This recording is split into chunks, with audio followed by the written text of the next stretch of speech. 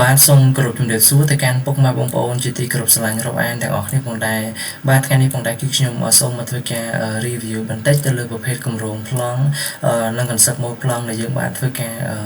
សិក្សាចប់រួចរាល់ជូនទៅខាងអតិថិជនថ្ងៃនេះផងដែរគឺខ្ញុំសូមយក concept មួយប្លង់នេះមកធ្វើការ review បន្តិចដើម្បីធ្វើការចែកជូនក៏ដូចជាធ្វើការរៀបរៀងជាវីដេអូដើម្បីធ្វើការចែកជូនទៅកាន់ពុកម៉ែបងប្អូនដែលកំពុងតែធ្វើការទស្សនាទាំងអស់គ្នាផងដែរបាទដែលឡែកសម្រាប់ concept ម៉ូដប្លង់នេះគឺជាប្រភេទម៉ូដប្លង់ផ្ទះវីឡាដែលមានទំហំ6ម៉ែត្រគុណជាមួយនឹង21ម៉ែត្រដែលនៅក្នុងនោះផងដែរគឺយើងមាន ground floor មាន4បន្ទប់គេងសំទោស ground floor មាន2បន្ទប់គេងហើយនិង first floor ជាន់ទី1គឺមាន2បន្ទប់គេងអញ្ចឹងផ្ទះនេះទៀតសោតគឺមានទំហំ6គុណនឹង19ម៉ែត្រដែលយើងមាន4បន្ទប់គេងហើយនិង5បន្ទប់ទឹកផ្ទះបាយចំនួន1ហើយនិងកន្លែងទទួលភ្ញៀវ1ដែលឡែកសម្រាប់ពុកម៉ែបងប្អូនដែលមានតម្រូវការក្នុងការសិក្សានៅគម្រោងប្លង់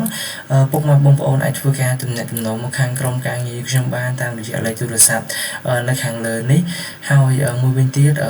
បងជាងដែលកំពុងតែត្រូវការក្រុមសិក្សាប្លង់បងជាងអាចធ្វើការទំនាក់ទំនងមកខាងក្រុមការងារខ្ញុំបានដែលឡែកសម្រាប់ concept ម៉ូដប្លង់របស់យើងទៀតសោតគឺយើងបានបែងចែកទៅជាការងារតូចៗនៅក្នុងនោះទៀតខ្ញុំសូមធ្វើការបង្ហាញត្រួសទៅនៅក្នុងនោះគឺយើងបានសិក្សាទៅលើការងារប្លង់ structure ក៏ដូចជាការងារប្លង់នៅ structure ដំបូលឬក៏ហៅថាគ្រោងបង្គំដំបូលនឹងដើម្បីយើងឲ្យបងជាងឬក៏ម្ចាស់គម្រោងផ្ទាល់ហ្នឹងគាត់យកទៅពិនិត្យមើលការងារជាក់ស្ដែងនៅពេលដែលយើងធ្វើការសិក្សានិងចេញប្លង់ឲ្យគាត់ហើយមួយទៀតគឺយើងមានរៀបចំ render ជាកញ្ចប់នៅរូបភាពសញ្ញាក៏ដូចជាវីដេអូប្លង់ជាក់ស្ដែងដើម្បីធ្វើការ submit ទៅឲ្យខាងអតិថិជនរបស់យើងផ្ទាល់ផងដែរ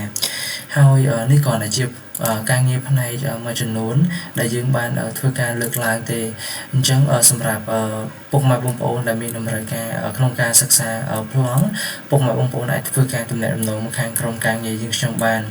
អញ្ចឹងសម្រាប់វីដេអូរបស់ខ្ញុំដូចជាអត់មានអ្វីច្រើនទេខ្ញុំសូមបញ្ចប់វីដេអូនេះត្រឹមតែប៉ុណ្ណេះហើយក៏សូមអរគុណច្រើនពុកម៉ែបងប្អូនទាំងអស់គ្នាដែលបានធ្វើការ